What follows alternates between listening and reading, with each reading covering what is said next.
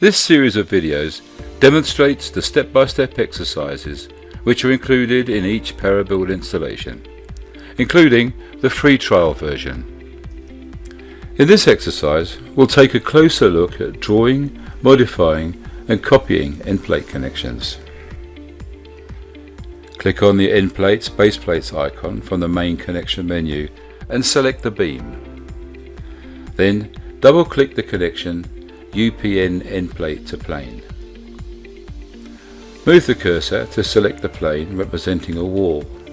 Then click the mouse button twice to highlight the required plane and press Enter to confirm the selection. In the Connection Edit dialog, modify the edge distances.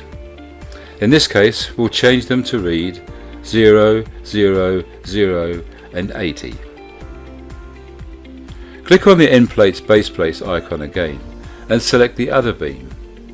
Then double-click the connection UPN endplate to point. Move the cursor to above the endpoint of the helper line and click the left mouse button once to select the endpoint. A cross is drawn to indicate that a point of an object was selected. Then press Enter to confirm the point selection and press Enter again to end the command. In the Connection Edit dialog, modify the edge distances so that the left and right both read 50 and the top and bottom read 60. Click on the top view icon in the Edit dialog and change the angle in X direction to read 20. As you can see, the point is projected to the middle of the profile and the endpoint is rotated around this projected point. The endplate is constrained to the line, and to demonstrate this, select the Move command from the top menu and select the helper line, then press Enter. Indicate the endpoint of the line as a reference point.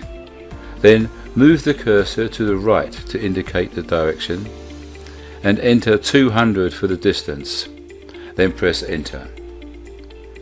The endplate remains connected to the line. It was moved as we moved the line. And if you don't want the connection between the line and the endplate, you can just delete the macro sphere. Notice that the macro edit dialog can always remain open. This allows you to take a measurement or to modify other elements without having to close and reopen the window. Press and hold the Shift key and the middle mouse button to view the endplate from different angles. The Inflate the Surface function allows you to draw endplates to all planes of any Parabuild object. The endplate is always drawn flat against the selected plane and the profile is always cut to the endplate. There are other exercises with each Parabuild installation, and if you'd like to try these yourself, there's a free Parabuild trial available on our website.